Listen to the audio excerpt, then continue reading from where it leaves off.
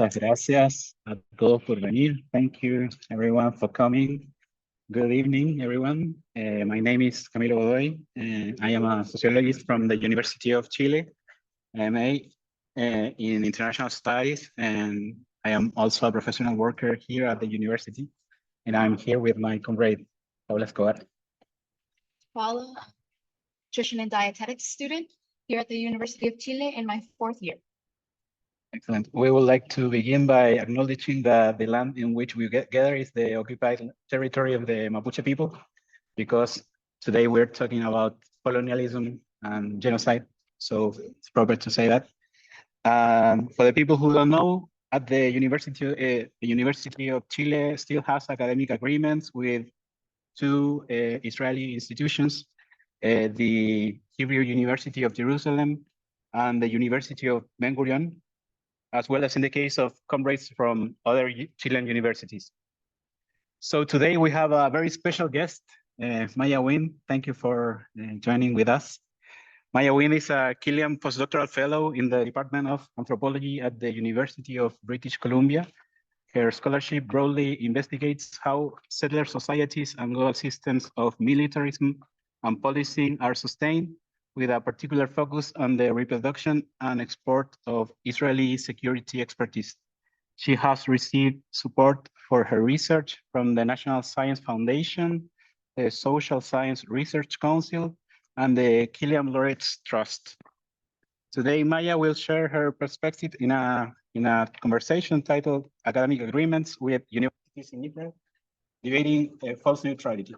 So, thank you, Maya, for accepting our invitation. And we would like to start by asking you if you could please comment your new book with us and tell us how did you came to this topic, and also for those who hasn't read the book yet, to know more details about the sources that you used for the book and your professional personal history regarding this new book, please.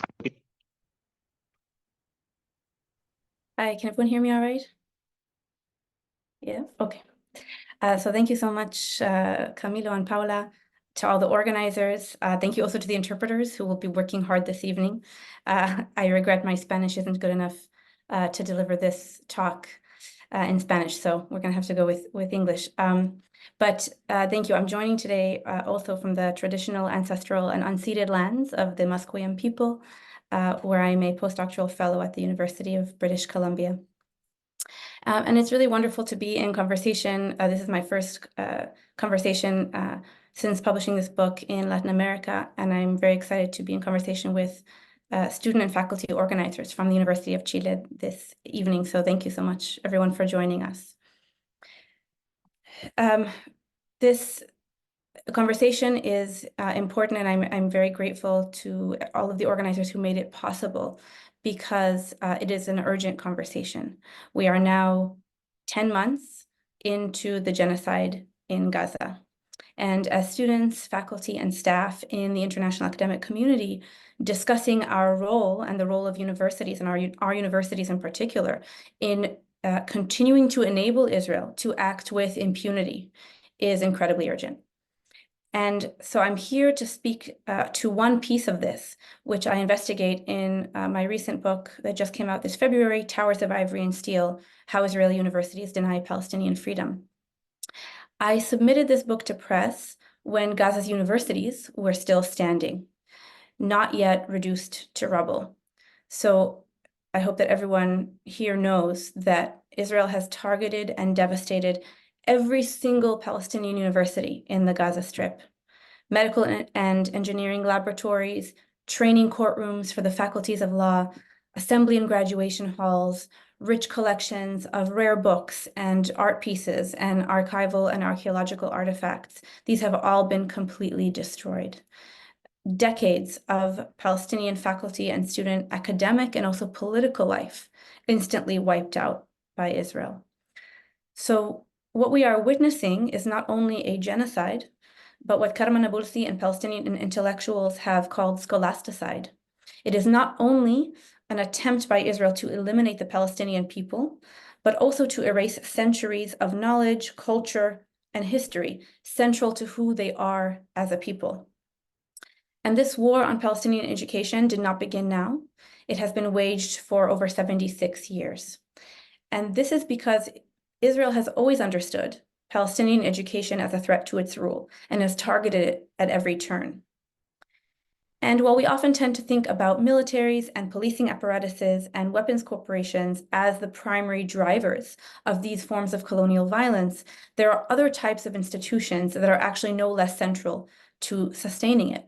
And so this evening, I want to speak to you about Israeli universities, about a particular genre of such institutions, ostensibly civilian institutions, and to tell you about how I came to understand Israeli universities as central pillars of Israeli racial rule, and now also of the horrors that have been unleashed onto Gaza. And this, of course, is very different to how Israeli universities have been generally understood in the European and North American academic community. And as I have recently learned, this is true of Chile as well. Israeli universities are consistently celebrated as beacons of pluralism and democracy, exceptional effect in the landscape of the Middle East. So we need not only, we can think about the myriad of collaborations, joint research ventures, study abroad programs, funding opportunities granted to Israeli universities by all of our universities, including in Latin America, to Israeli universities where no such parallel collaborations have existed or continue to exist with Palestinian universities, or for that matter, with Arab and other universities in the Middle East. And this exceptional status that Israeli universities have been awarded is particularly striking, given that Palestinian scholars, intellectuals, and activists have for 2 decades now called this consensus about Israeli academia into question.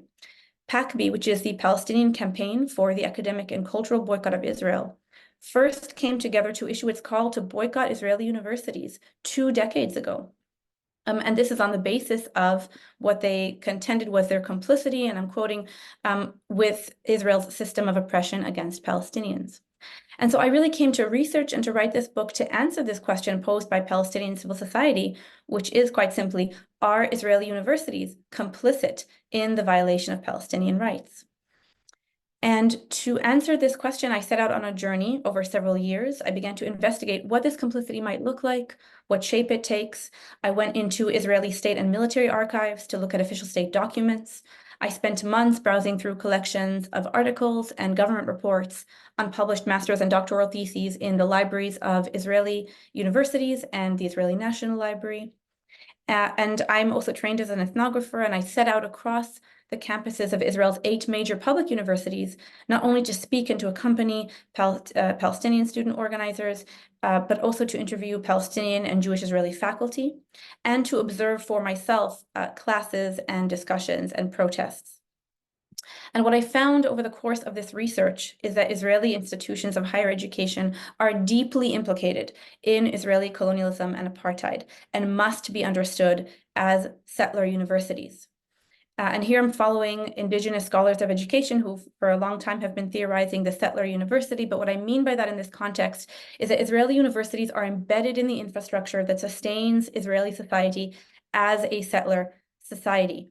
And of course, I need not say this in the Latin American context. You are all too familiar with settler colonialism, but settler colonialism and settler states are always founded with the intent to eliminate the native inhabitants and replace them with settlers to establish a settler nation on native land. And this, of course, is paradigmatic of the Zionist movement. This was a project intent on ethnically cleansing historic Palestine of Palestinians, replacing them with Jewish Israelis as the basis of a Jewish state or a Jewish majority that would legitimate the Jewish state.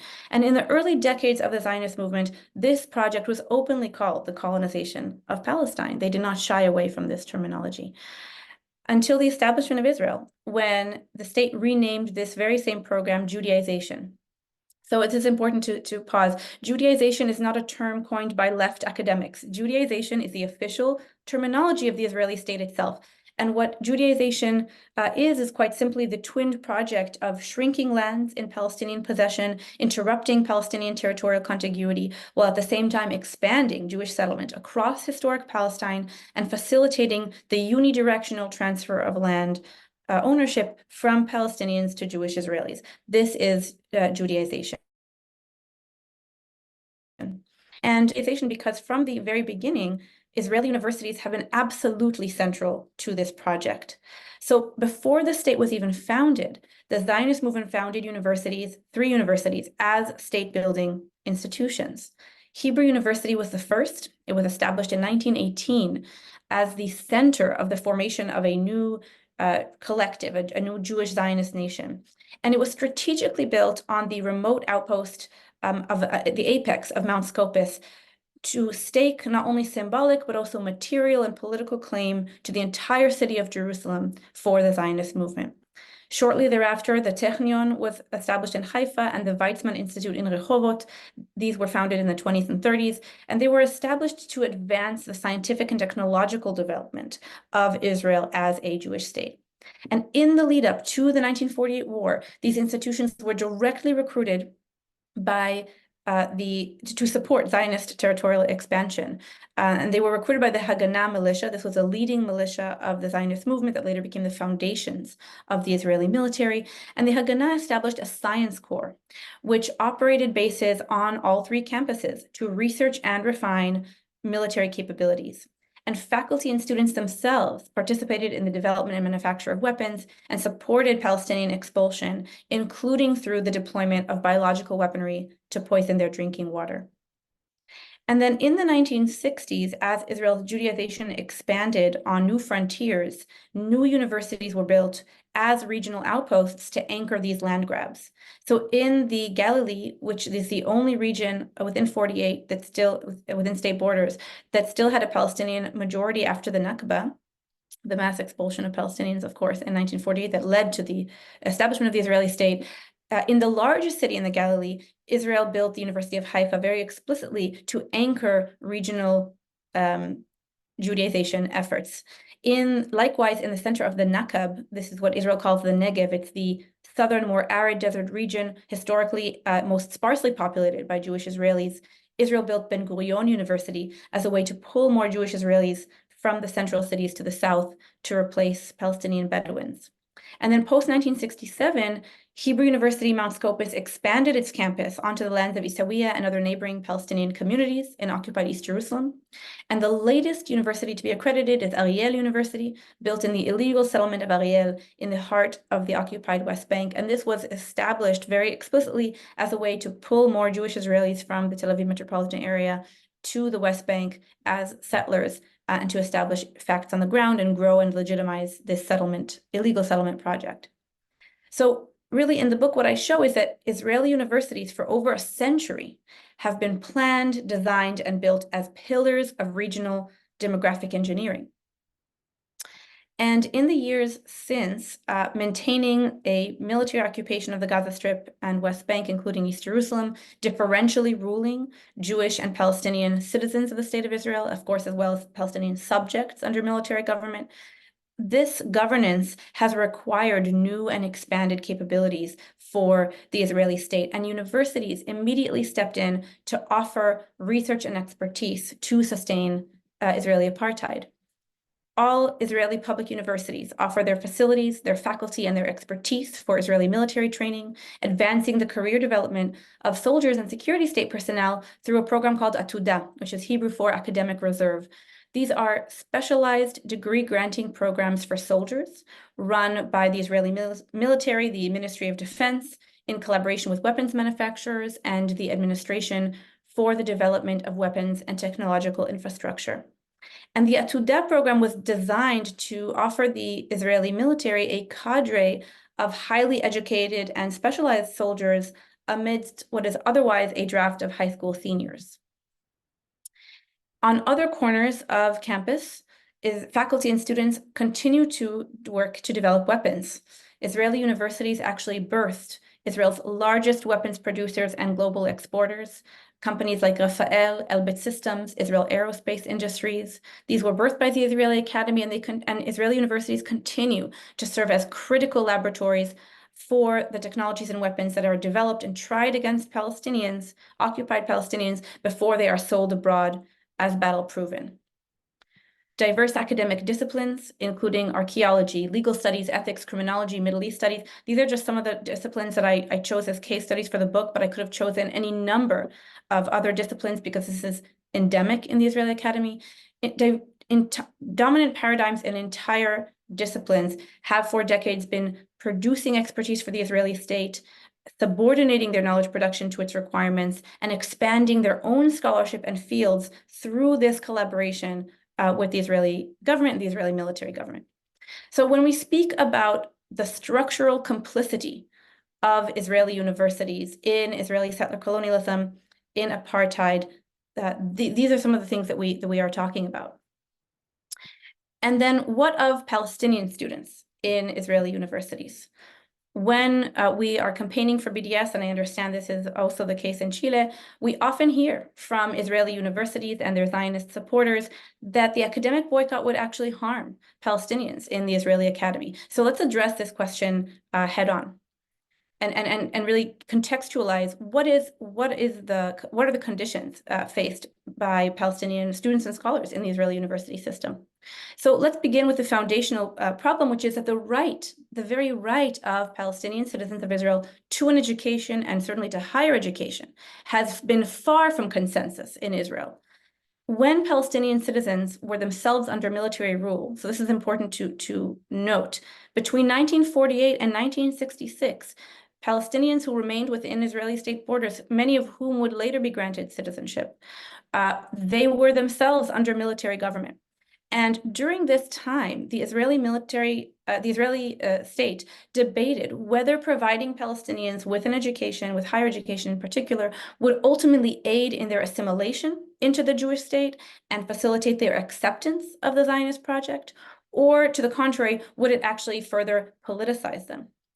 And ultimately, when Palestinian students were allowed to enroll at Israeli universities, this was partially as a mechanism to lower their birth rate.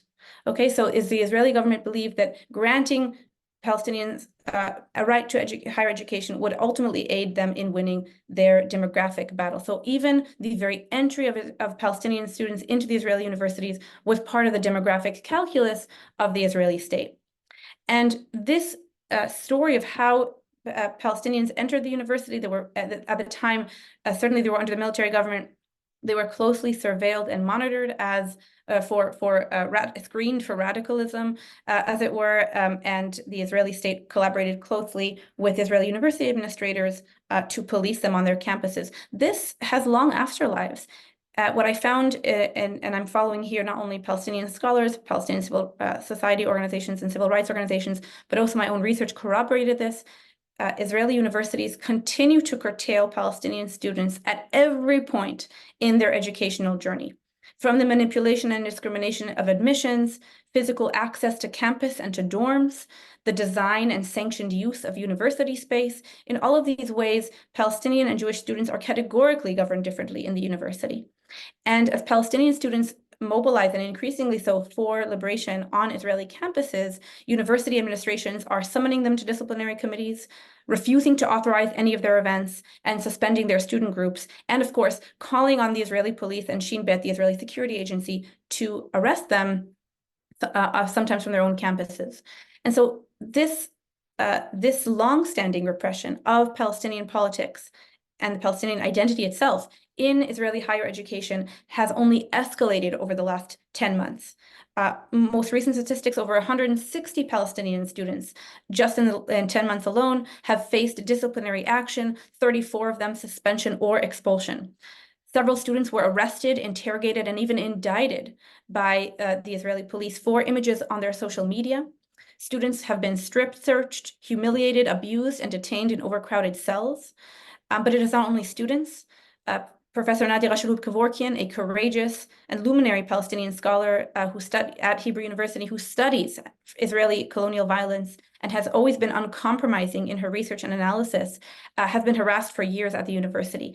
But the campaign against her by her students, her colleagues, and the university administration itself escalated since this fall.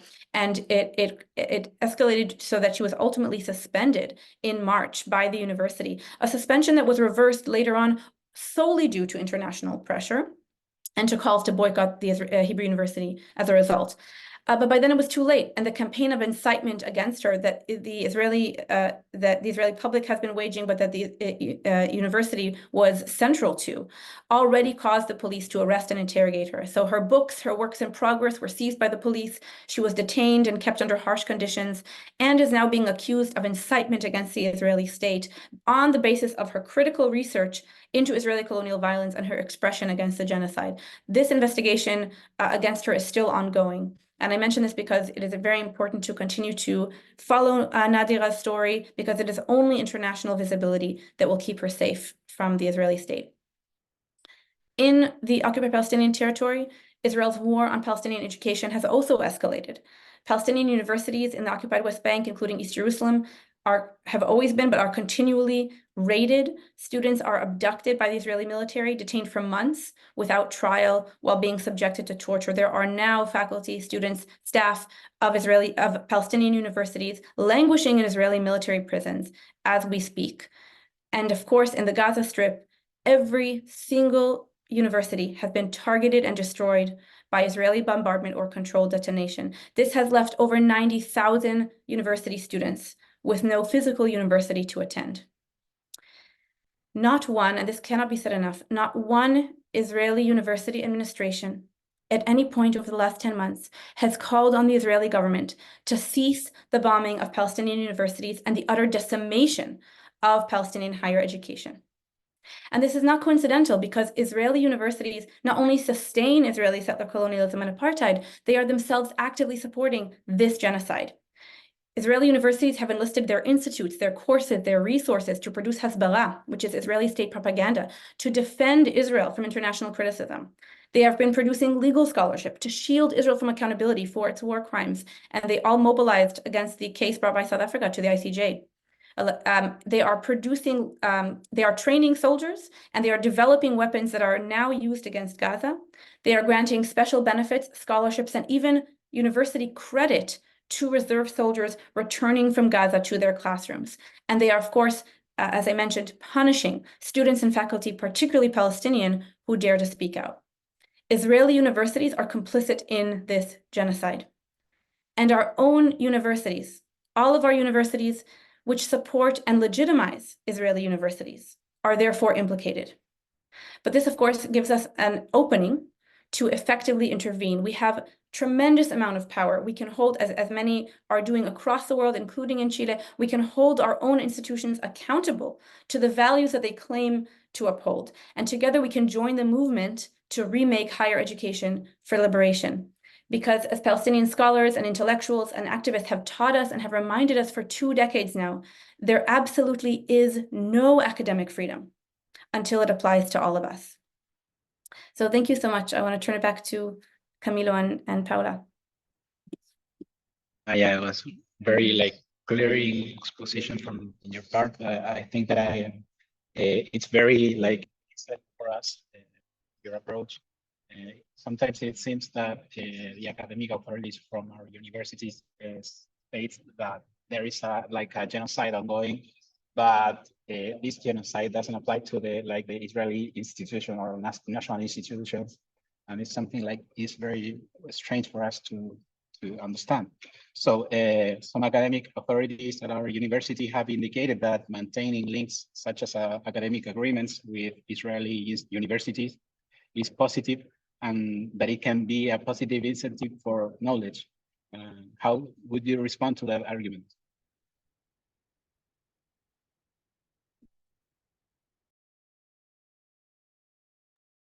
You seem to be muted. Muted. Apologies. So absolutely, we see this is not original to the University of Chile. There seems to be a playbook among university administrators and Zionist supporters of the Israeli Academy across all of our institutions, and we kind of hear these repeated talking points. And so I've been seeing this a lot, in recent months, really all over the world, where I've been working with students and faculty organizers. When we hear the arguments about the positive and important value of academic exchange or academic freedom, we have to really begin with centering in this discussion that every single Palestinian university has been destroyed. What about the academic freedom of Palestinians? What about the right to education of Palestinians? Across all Palestinian universities under occupation. What about the rights of and the academic freedoms of Palestinian and even critical anti-Zionist Jewish Israelis in Israeli universities as well? What of the students and faculty who are fighting for survival in Gaza right now, trying to find food and water, alongside trying to keep their universities alive from tents in refugee camps in the Gaza Strip? How can we? This makes a mockery of any sort of discussion about academic freedom or this kind of arguments that we hear against the boycott. There is also an important precedent, a crucial precedent. This is not the first academic boycott to be called for or to be instituted across the world. We have the BDS movement is modeled very much after the movement led by the ANC in South Africa. And their academic boycott was incredibly influential. And the isolation of the universities that were part and parcel of the apartheid regime, that was incredibly important in bringing an end to political apartheid in South Africa. So we must follow this precedent now. There is overwhelming consensus in the international community, UN special rapporteurs, Human Rights Watch, Amnesty, even Israeli nonprofits, human rights organizations, legal scholars who are experts in this field. Israel is a regime of apartheid and is guilty of the crimes of apartheid. And all of these conventions that were put forth in the international community in the wake of the dissolution of the political apartheid regime in South Africa were put into place precisely to prevent the situation that we are watching unfold over decades and now over the last 10 months, which is a brutal apartheid regime and its genocidal campaigns. And I think it's also really important to say that our movement, the movement led by PACB, the movement that thousands of us are joining across the world to join, to enact the full academic boycott of the Israeli Academy.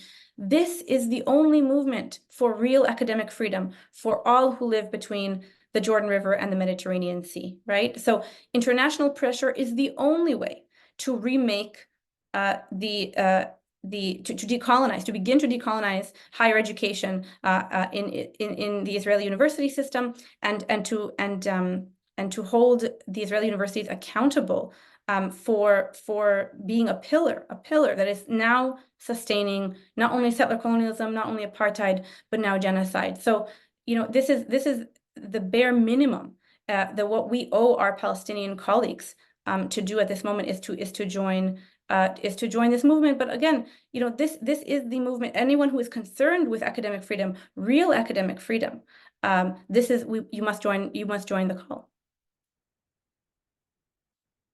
Yes. In that sense, I think that it's very important for us to understand not only like the infrastructure or like the military complex associated with the Israeli national state, but also like the ideological framework that Israel has developed to like sustain and to develop their domination throughout these 76 years. Para seguir la próxima pregunta, me gustaría preguntar, o sea, como indagar sobre el tema de cómo no solamente el tema armado es importante, sino que también indagar sobre la cuestión de la ideología que sustenta Israel para sostener su dominación por 76 años.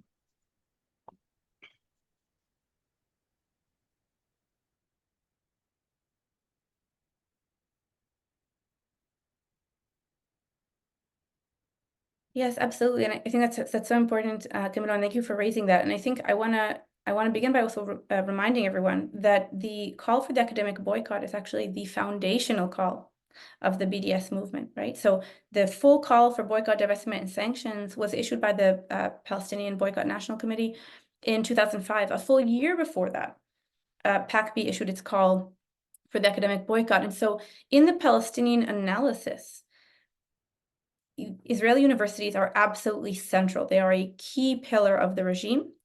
And they actually called to boycott the Israeli Academy before they even called to boycott weapons cooperation. So all of us need to take this very seriously, but particularly those of us who are based in the university, students, staff, faculty, we have a responsibility to take this incredibly seriously.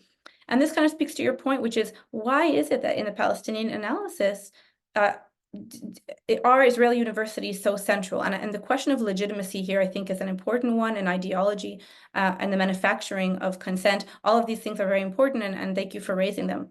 And I think this is a particularly important question now, as again, we are watching with horror for 10 months, Israel committed genocide with utter impunity. And we need to understand this impunity is was not facilitated over the last 10 months. This is decades in the making. And if we want to understand how it is that Israel is able to cultivate this kind of impunity, we also need to look at Israeli universities and their specific role in facilitating it. So, in the book, I look at the faculties of law and criminology departments and ethics, and I look at kind of the ways that these departments have been serving to cultivate this impunity through production of philosophical and legal scholarship. And Israel has long been an innovator in interpreting international humanitarian law, including laws of war, right, with the occupied Palestinian territory as its laboratory. And the reason it has had to do this is because to illegally govern, the occupation itself is illegal. This is a permanent military occupation. This is itself against international law. And in order to sanction what is very clearly an illegal regime of apartheid, an illegal permanent military occupation, Israel has had to develop a corpus of laws and legal interpretations to sanction this, not only internally with its own logics, but also vis-a-vis the international community. And over the course of these interpretations and these innovations, Israel has created legal infrastructure to justify a whole host of practices and doctrines, extrajudicial assassinations, torture, the deployment of disproportionate use of force against civilian populations tantamount to war crimes. Legal scholars Noura Erekat and Lisa Hajar have already written about this. I encourage everyone to read their work about this kind of legal innovation and the ways that it has enabled Israel to operate with impunity and to evade accountability in the international community. But in the book, I really look at the ways that Israeli universities are central to this project.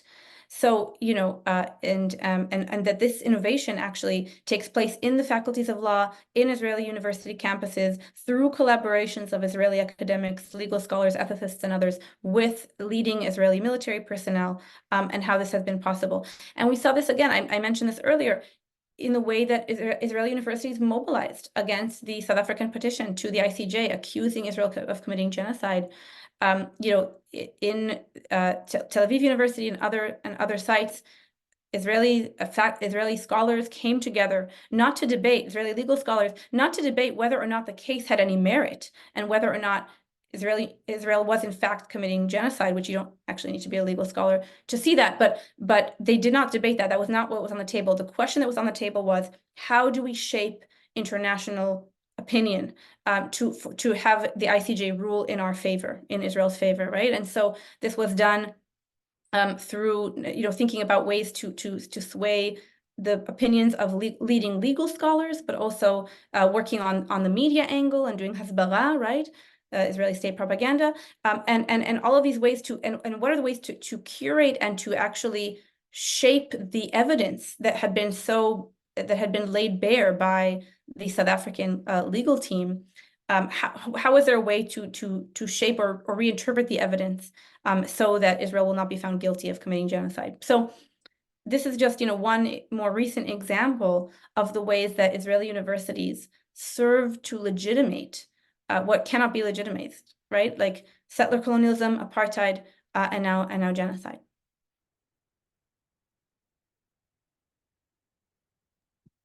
It's as you say, and another issue that has been pointed out is that agreements with Palestinian universities will be expanded. In our case specifically, that is what has been the justification for not directly rejecting Israel. But that is despite the fact that these have been bombed without even considering the scholasticide, the harassment that academics in these universities or that side with Palestine in other universities have. So how would this be able to be carried out, in your opinion? I think, you know, it really is astounding. The utter silence from all of our universities at the intentional bombing and decimation and flattening of every Palestinian university in Gaza is a stain on all of us, and will be a stain that will follow all of us forever. It is absolutely shameful, and we all know full well what would have happened if any Israeli university would have been reduced to rubble. Yes, it is. The silence is deafening by our universities, and this is again, you know, by the very same people who claim to care about the right to education and academic freedom. These are the same people who had not one word to say about the flattening of every university in Gaza, not to mention the killing of Palestinian university presidents, deans, faculty, staff, and thousands of students. But I think maintaining and building ties with Palestinian universities, also facilitating the rebuilding of higher education in Gaza is incredibly important. And it is a basic act of solidarity that all of us need to push our institutions to do, especially because all of our institutions have deep ties and collaborations and funding opportunities for Israeli universities. So at the bare minimum, we need to extend support to our Palestinian colleagues who are working to rebuild higher education in Gaza. So this is incredibly important. And we also have to intervene. We have to understand that Israel has for decades been very intentionally isolating Palestinian higher education. And this is also true in the West Bank and East Jerusalem. You know, they're trying to isolate them and to suffocate them. And so it is very important that we bypass this Israeli siege on Palestinian higher education, and of course support in the rebuilding of Palestinian higher education in Gaza. But this is in addition, absolutely not instead of the boycott. And it would make no sense to continue to support the Israeli university system, which is itself actively facilitating the destruction of Palestinian universities while purporting to support Palestinian scholars to rebuild higher education. The Palestinian Federation of Unions of University Professors and Employees and every student union across every Palestinian university have reiterated just in the last month the call for the academic boycott. So in addition to PAC-B 2 decades ago, right? But just in recent months, all of our student and faculty colleagues across Palestinian universities have reiterated the call to all of us in the international academic community to enact a full academic boycott. It is the most basic act of solidarity on our part to heed this call, especially now 10 months into this genocide, which we as an international community have utterly failed in stopping. Totally, I have the same opinion, and I find very insightful the evidence that is behind it and the lack of evidence that the other side has. And considering that you talked about PAC-B and how this basically is birthed from the BDS movement, which has been like the original, let's say, how would you distinguish the difference between academic boycott and cancellation, considering PAC-B and BDS? Y para todos que me escuchan, acaba de hablar, yo le pregunté que otro problema que se ha dicho como excusa como de las universidades es que tenemos convenios con universidades palestinas. Sin embargo, estos han sido bombardeados constantemente. Además, se ha generado lo que se considera ahora escolasticido con la matanza de académicos, de estudiantes, etc. Y ahora le pregunto sobre la diferencia entre que si era el boicot académico y la cancelación dentro de las bases de la campaña palestina del boicot cultural y académico de Israel, y, o sea, considerando esa opinión y la del BDS, que es el boicot de desinversión y sanciones. Yeah, this is a really important question, and I think I encourage everyone here who has not yet done so, please go and read PAC-B's guidelines. It is an incredibly well thought out, deeply principled document. What really, PACB has laid out guidelines for all of us how to go about enacting the boycott.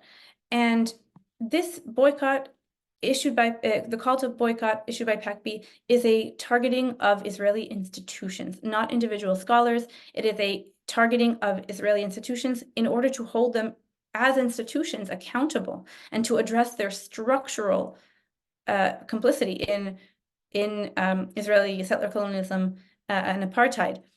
And it is incredibly important to distinguish between accountability and punishment, right? Or you say cancellation. This is not a punitive movement. This is a liberatory movement that seeks accountability. Israeli universities must be held accountable for Palestinian unfreedom and for their direct role in destroying Palestinian higher education. This is not the same as punishment, but accountability there must be, right? And this is an institutional call. And I also want to mention that Israeli individual scholars, including Jewish Israelis, have always been welcome, in fact, to join the movement for Palestinian liberation. I myself am Jewish Israeli. I am part of a collective called Boycott from Within. We are a group of Jewish Israeli citizens who are working for the boycott, not only academic, but the full boycott, divestment, and sanctions. And we work as part of the movement under the leadership of the Palestinian Boycott National Committee and the BDS movement. Israeli scholars Israelis of conscience have been invited by PACB to join the movement. There is nothing stopping Israelis from joining this movement for Palestinian liberation. And so really what this is about is, again, it modeled after the movement against apartheid in South Africa and after the ANC's call there. Then there was a call to white academics and students to work to sever the ties of historically white universities from the apartheid regime. And some, not enough, but some white academics and students did heed the call from the ANC, and they did join the movement to work to sever the ties between their universities and the regime of apartheid. And what PACB and Palestinian civil society is asking of Israeli scholars is to do the same.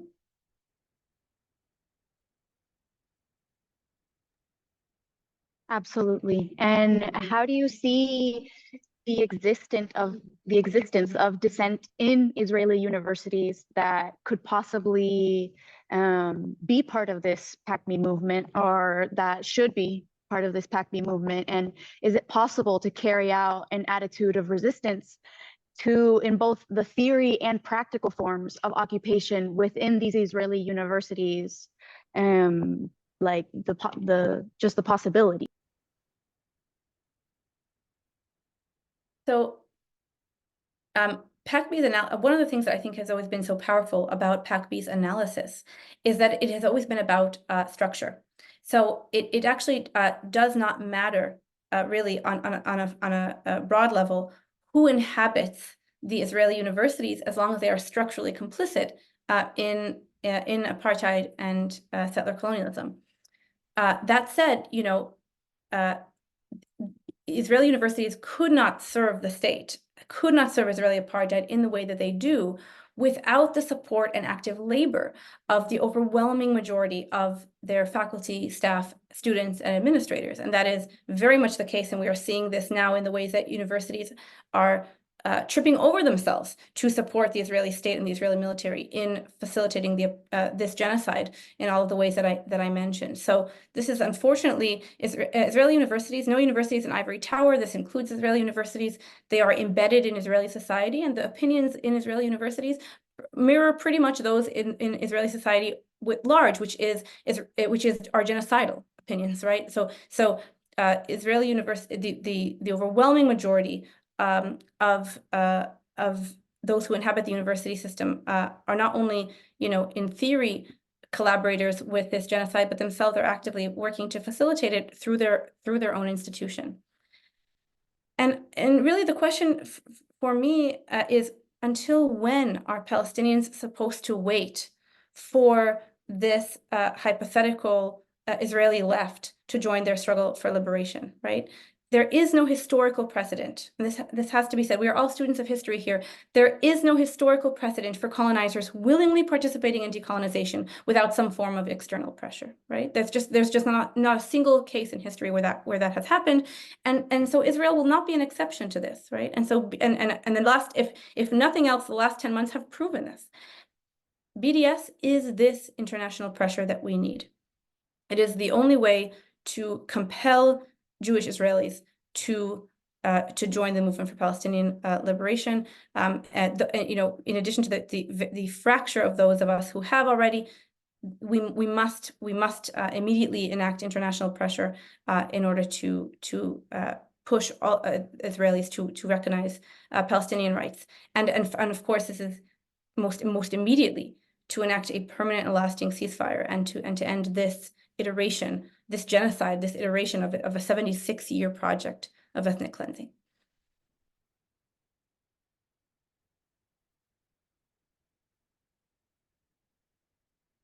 Very much for this discussion. This has been like very nurturing for us, for these discussions that we have been sustaining for 2 months, because the campaign here started at May 15th. And I would like to know if there are any questions from the audience. No sé si desde la audiencia tienen alguna pregunta que quisieran hacer llegar a Maya. So maybe you can write them down at the chat.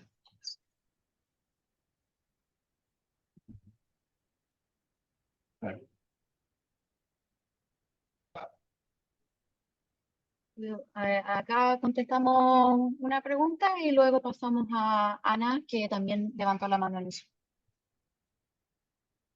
Adelante.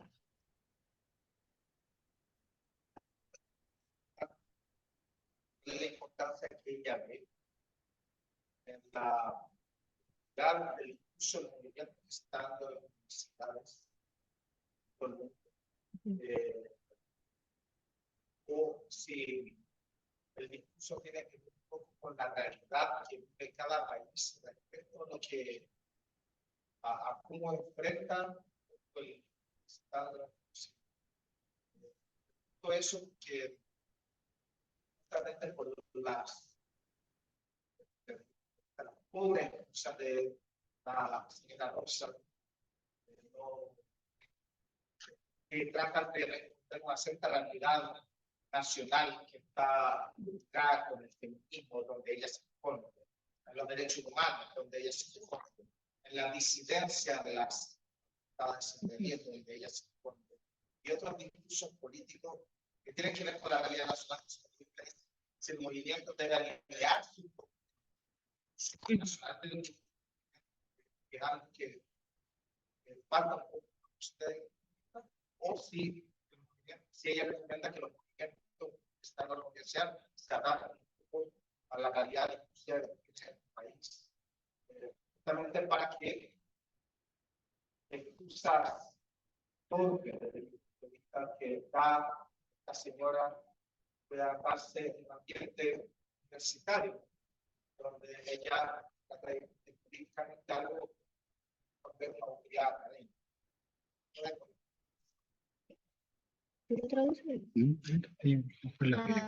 Not sure if you heard, but the question here arises from what you think of the duality that university authorities, higher authorities have placed around this genocide, around their positioning, and if the way that they justify their position by using the reality of the country that they're in as a blanket, like here in our case specifically, our rectora, she has used the problem that we have with feminism, with sexual dissidence and different gender identities as an excuse to not talk about the problem with Israel and the fact that we maintain relations with them.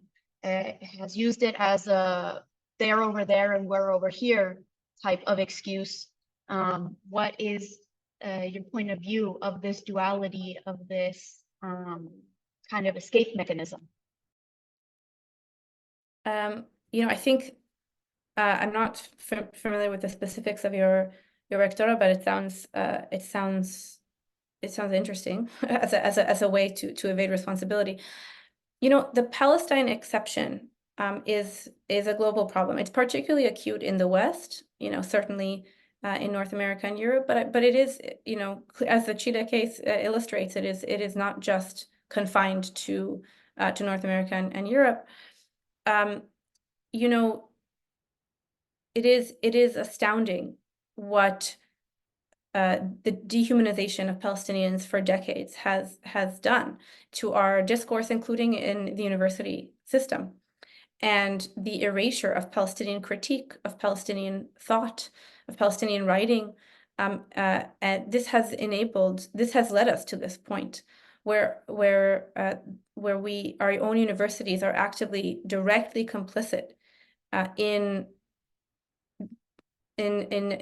Palestinian genocide, and yet we are all being gaslit, students and faculty and anyone who is trying to mobilize against this complicity and to hold our own universities accountable for this direct and very material ways that our universities are enabling the sustained genocide of the Palestinian people and the unfreedom of the Palestinian people through our collaborations and deep ties with Israeli universities. I mean, there cannot be an excuse for this. This is like, again, this is such a minimal ask, that we are being asked by the Palestinian people is to end our own very direct complicity in their unfreedom. And if we cannot heed that call, we cannot call ourselves left, and we also cannot call ourselves more broad, even not left, just critical scholars who are accountable, or critical people who inhabit the university who are accountable to foundational values, the right to education, academic freedom, all of these things. So, and of course, to say nothing of justice, our universities should be the infrastructure of justice. The university is intended to be a space where we critically analyze the world, but not just analyze, we also try to make it better and to remake it and to reimagine it as a more just world. And so if we don't do that in the university, then our universities have failed their most foundational mission.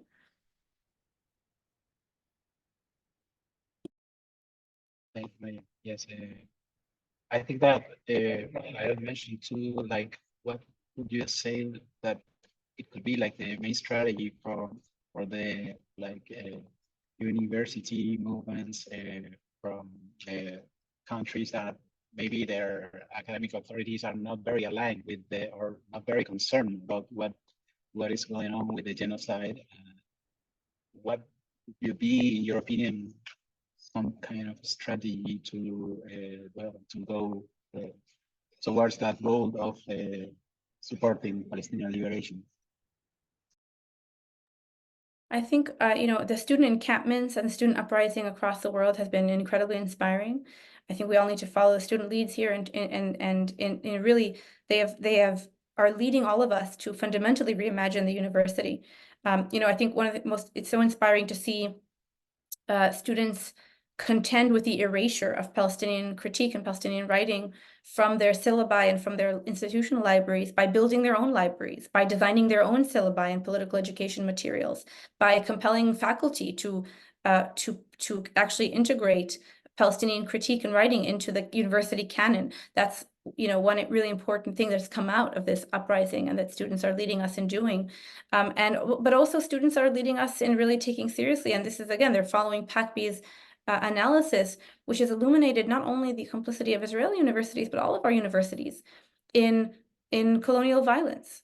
All of our universities are deeply embedded in colonial violence and state violence, and what the students are now doing, and those of us of faculty and staff who are joining them are doing is to demand accountability for that, and to demand that our universities cease to be pillars in regimes of oppression and instead be transformed into infrastructure for liberation of all people. So I think that is, what our building power, both on the streets and on our campuses, is the only way to get university administrations who are, university governance all over the world has been incredibly eroded. I think it's very clear. We're seeing that now, that our universities are beholden to the government or to donors or to the boards of trustees. They're not, they aren't, I think in Latin America, in some places, it's less egregious than in other parts. For example, where I'm based in North America, but really across the board, I think, university governance by faculty and students. We are the community. We make the university, and yet our say has been, minimized increasingly in the governance of this institution. We need to take back our institutions. And I think that's what the students are doing, and they're leading us in doing. And I think we just need more of that, and to continue to build power, and to revive, and to join the student-led movement.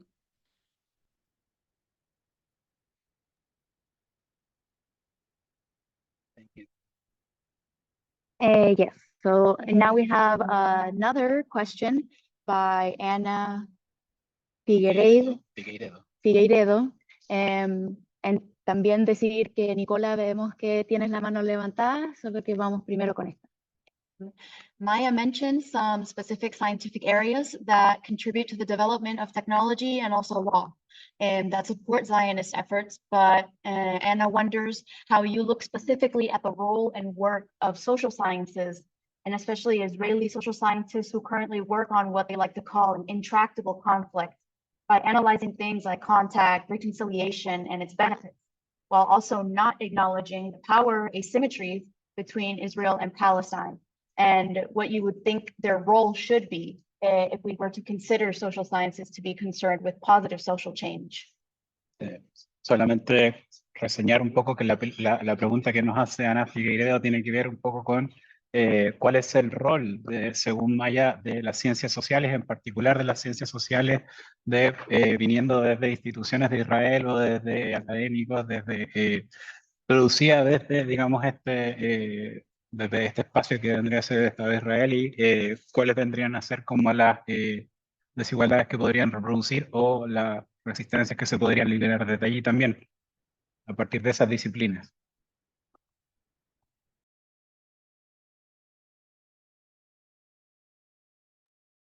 Yeah, that is such an important question, and thank you for that. I think,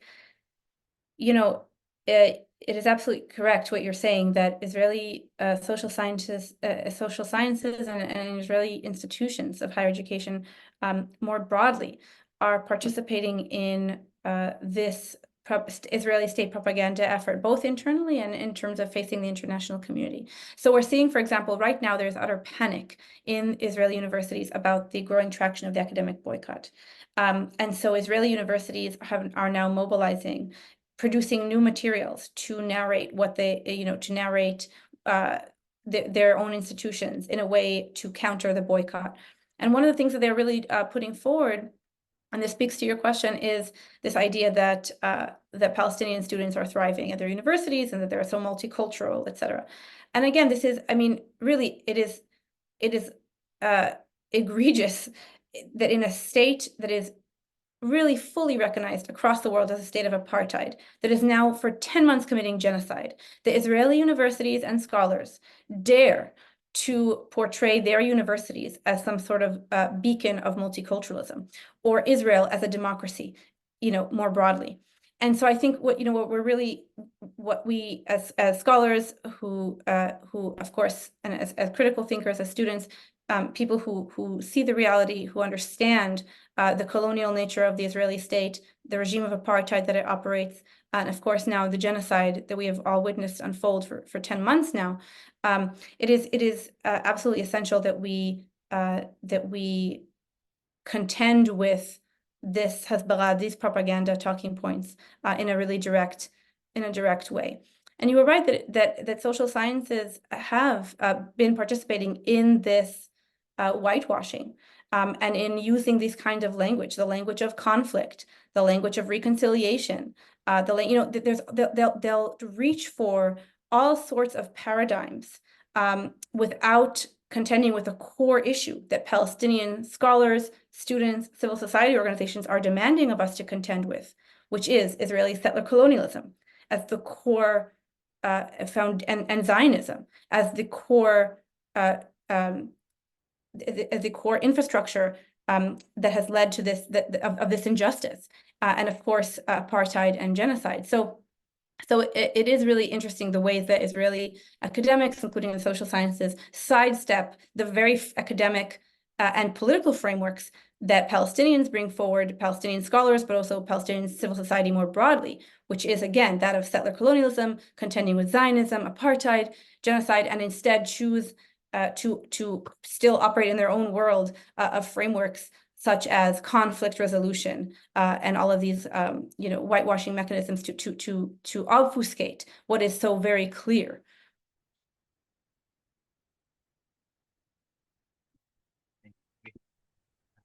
From Nicola. Oh, Nicola.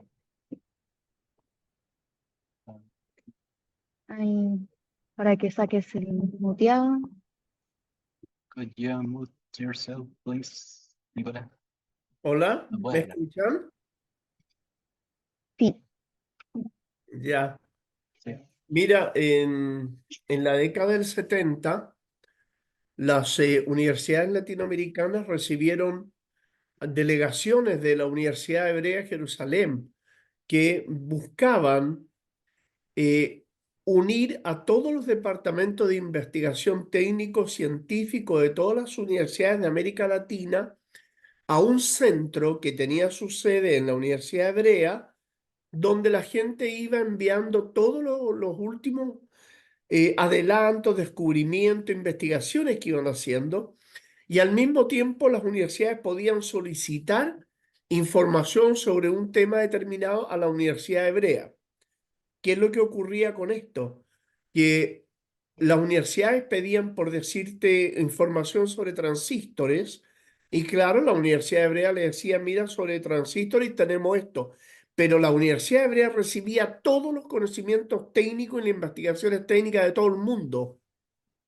Era en el fondo un espionaje tecnológico, un espionaje científico muy bien elaborado. Ahora, ¿BDS hace algo con respecto a esto? ¿Está integrado dentro de su política?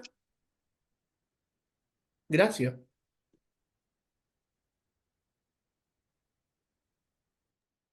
I'm not sure, thank you, Nicola. I'm not sure specifically about the program of which you speak, and maybe also a little bit of a translation issue. What I can speak to more broadly, and I think in the context of the Israeli relations with Latin America, of course, we all know of the role that Israel has played specifically in the dictatorship in Chile, but before that, looking into the 50s and early 70s, what we see is that Israel was incredibly concerned about the Arab boycott, right?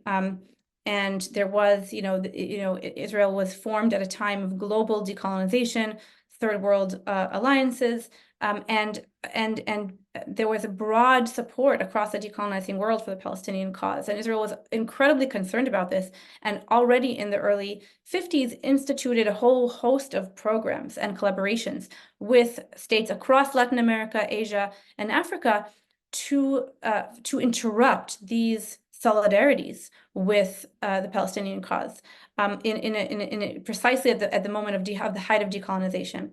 And so I don't know specifically, I would be interested to hear more about the specific exchange of which you speak, but I can say that more broadly, we can understand the seeds of many of the seeds of Israeli collaborations, university collaborations with universities across the decolonizing world.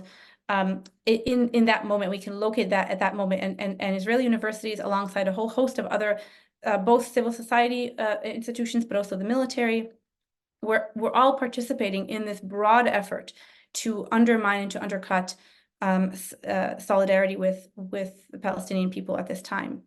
And so we saw a particular effort also directed towards Latin America in the 1950s through the early 70s on this basis.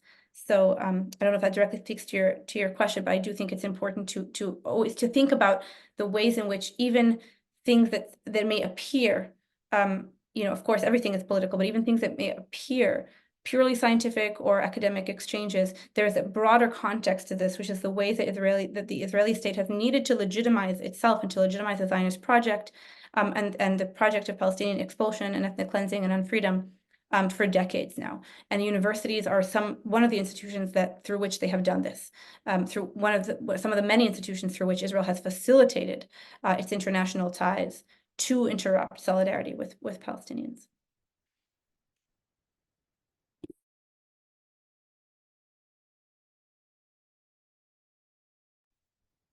Thank you, Maya. I think that we have like the two last questions from the audience. Not quite sure. Karina? You stick the hand.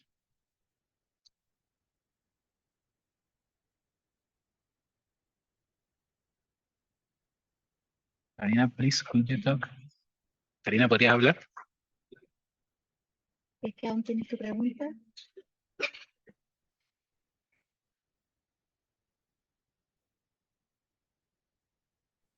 Ok. Quizás podemos pasar a la última pregunta de la audiencia presencial. Ok. Ok. Sí. Queremos dejarla para el final. We would like to take it back. Yes. Karina?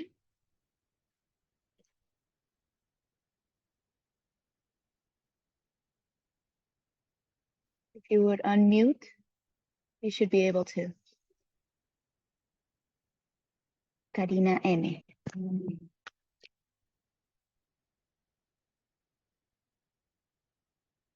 Or maybe, Karina, could you please share your question with us in the chat? Yes. Puedes compartir la pregunta en el chat, por favor.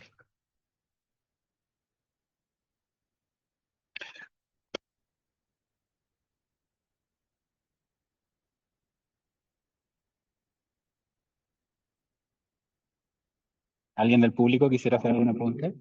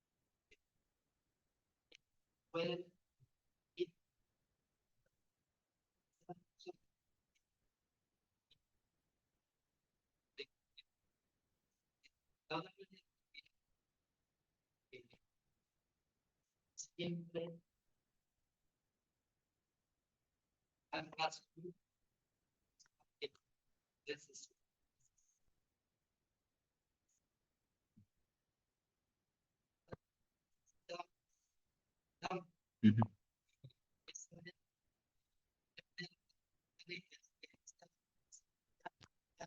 Ujú.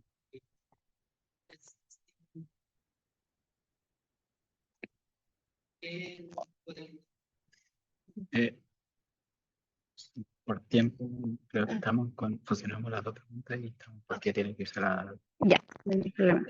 Okay, we would like to, maybe I can translate the question and then you go with the final one. Yes, no problem. Okay, so one comrade from the audience to ask this question about how do you see like the main movement, the main student movement from the US, how could that movement impact on the like the mainstream politics, considering the bipartisan, conservative,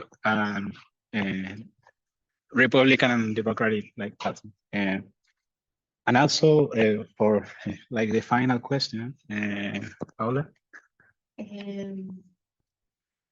Yes. Que we would like to ask you to directly send a message to the people who are part of the university authority here in Chile to explain to them why Israel violates human rights and violates the right to academic liberties, and why this concept is not an excuse to not break the relations that they have with Israeli academic institutions, and why this is not acceptable for them to use as an excuse.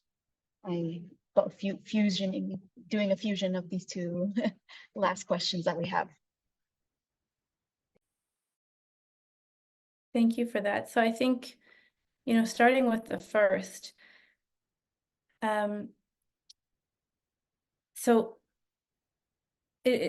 with the first, Israeli universities are, or maybe I'll start with it. Maybe I'll start with the second. Israeli universities are deeply implicated in Israel's regime of apartheid. This begins with the lands on which they stand. They are land grab universities that are actually facilitating the continual dispossession of Palestinians. It extends to the ways that they produce knowledge and to the disciplines and the ways that knowledge production has been subordinated to service Israeli apartheid and military rule. It goes on to the manufacturing of weapons and technologies that are directly used to sustain an illegal occupation and now to commit a genocide in Gaza.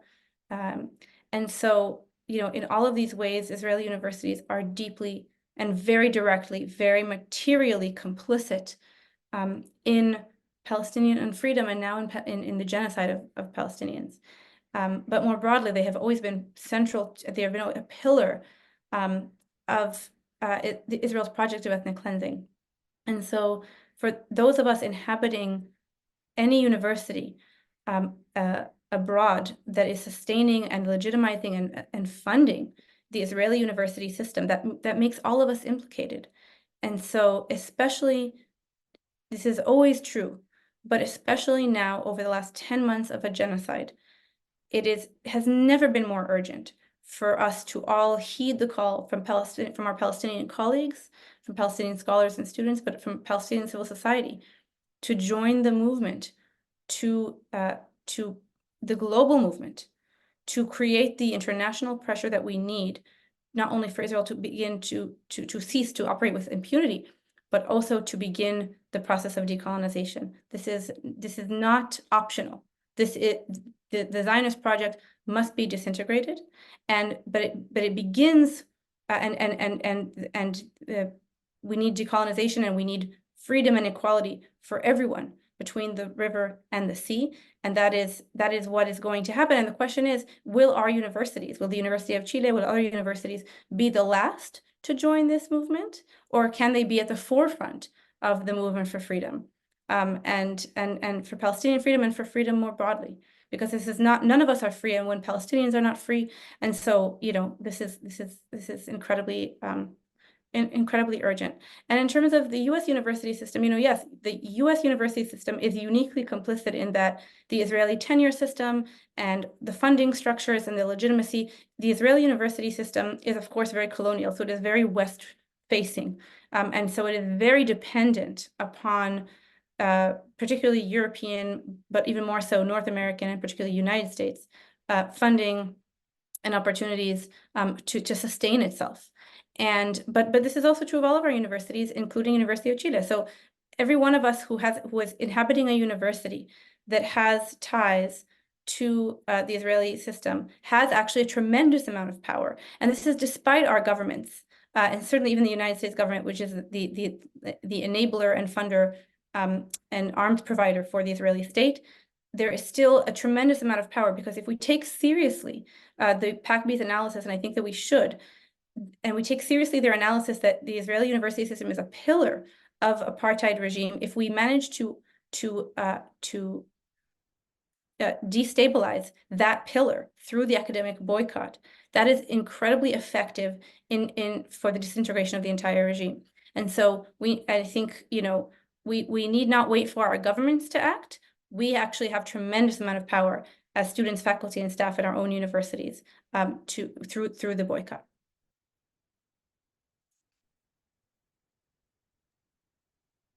Thank you so much, Okay. Maya.